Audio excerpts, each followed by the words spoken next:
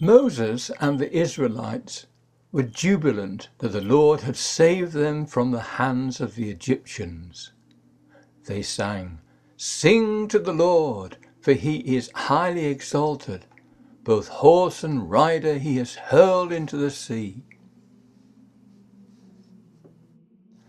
Then Miriam, the prophet Aaron's sister, took a tambourine in her hand, and all the women followed her with tambourines and dancing. Miriam sang to them, "Your right hand, Lord, was majestic in power. Your right hand, Lord, shattered the enemy." Then Moses led the Israelites from the Red Sea, and they went into the desert.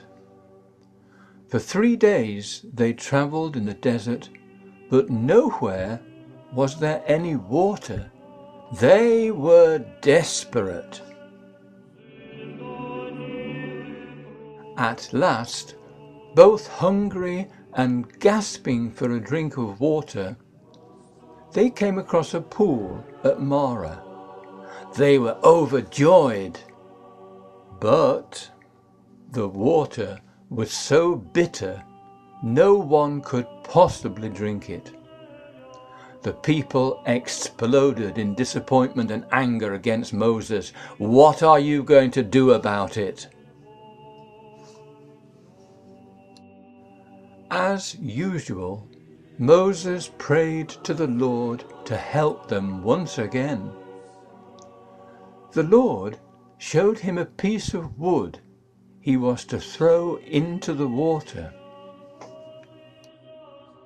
Moses threw the wood into the water, and the water lost its bitterness. At last the people and animals could drink their fill. On they tramped, the pillar of cloud leading them. Soon the whole community were grumbling against Moses and Aaron.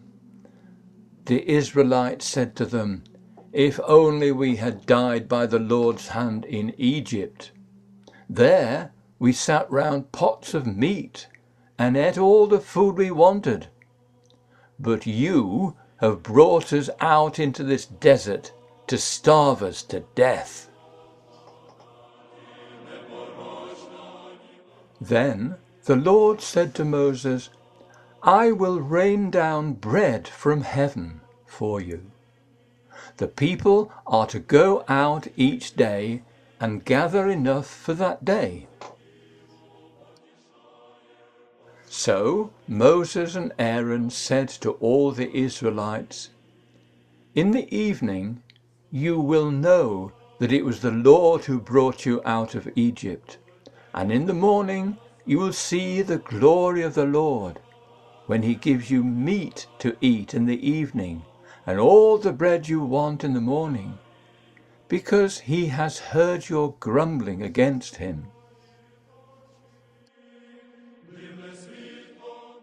That evening, birds called quail came and covered the camp, so they had meat to eat.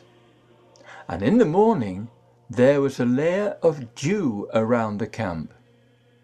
When the dew was gone, thin flakes like frost on the ground appeared on the desert floor. When the Israelites saw it, they said to each other, "What is it?" Moses said to them, "It is the bread the Lord has given you to eat." The people of Israel called the bread manna.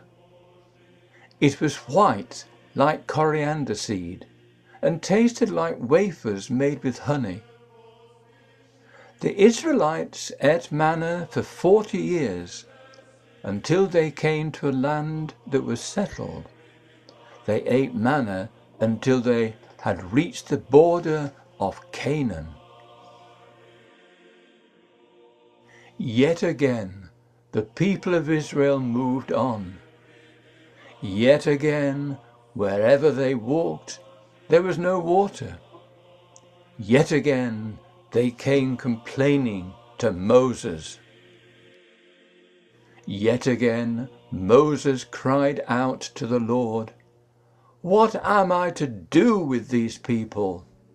They are almost ready to stone me."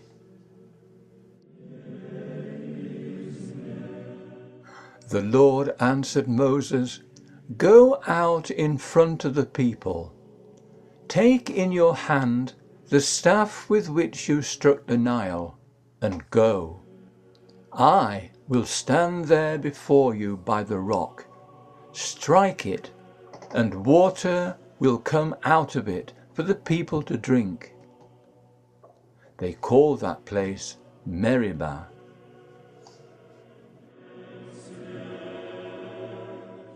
Yet again the Lord had come to their aid, but a danger of a different kind was looming.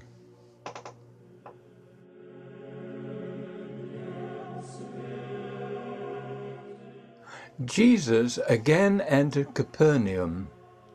The people soon heard that he had come home. They gathered in such large numbers that there was no room left, not even outside the door. Inside, Jesus began to preach the word to them. Some men came, bringing a paralysed man for Jesus to heal. It took 4 of them to carry him on a stretcher, but it quickly became clear that there was no way they could carry him inside.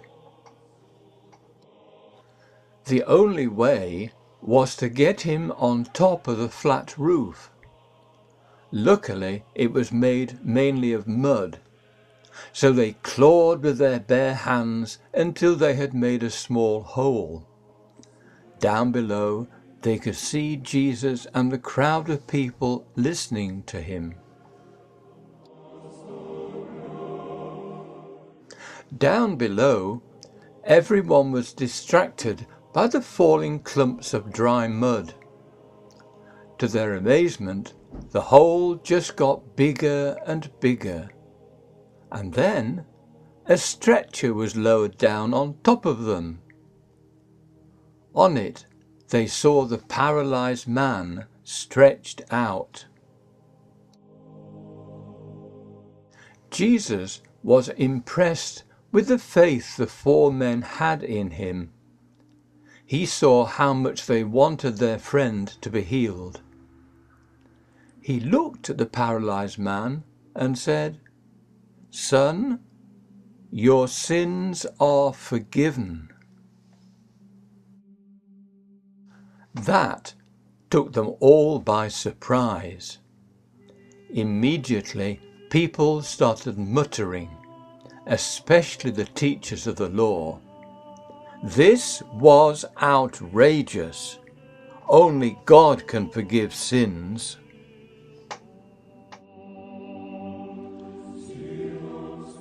Immediately, Jesus knew in his spirit that this was what they were thinking in their hearts, and he said to them, "Which is easier, to say to this paralysed man, 'Your sins are forgiven,' or to say, 'Get up, take your mat and walk'?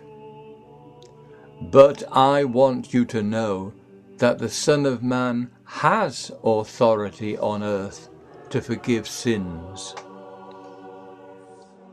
So he said to the man, "I tell you, get up, take your mat, and go home." The man got up, took up his mat, and walked out in full view of them all.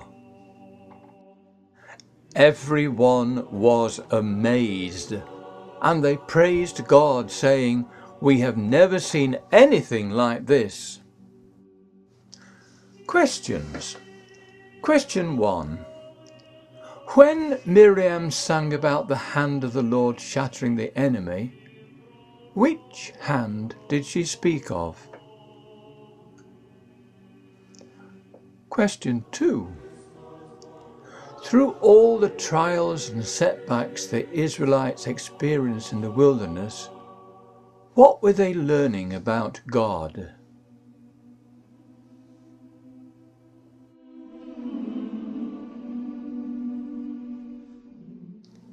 Question 3. Through sin, the man who was paralysed had turned away from God and was now bound by Satan. How did Jesus release him? Can you send your answers, please, to me by email? Thank you.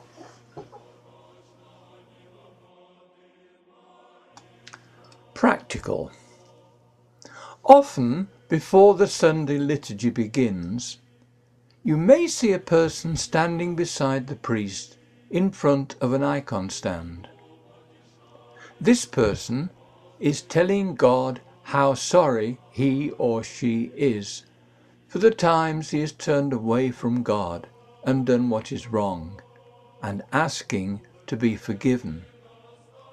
Then, through his priest, Jesus forgives him and washes him clean again. This is the sacrament of confession.